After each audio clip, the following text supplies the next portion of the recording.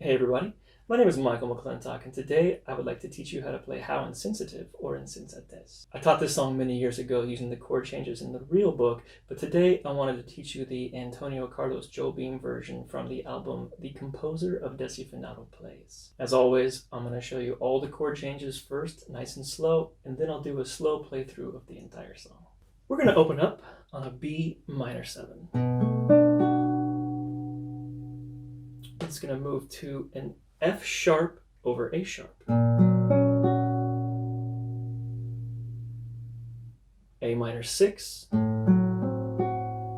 Or we could play it like this with an open A. It's a little less of a stretch that way.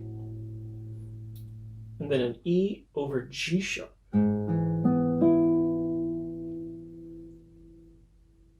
G6. To a C major 9, to a C sharp minor 7 flat 5, to an F sharp 7 with a flat 13,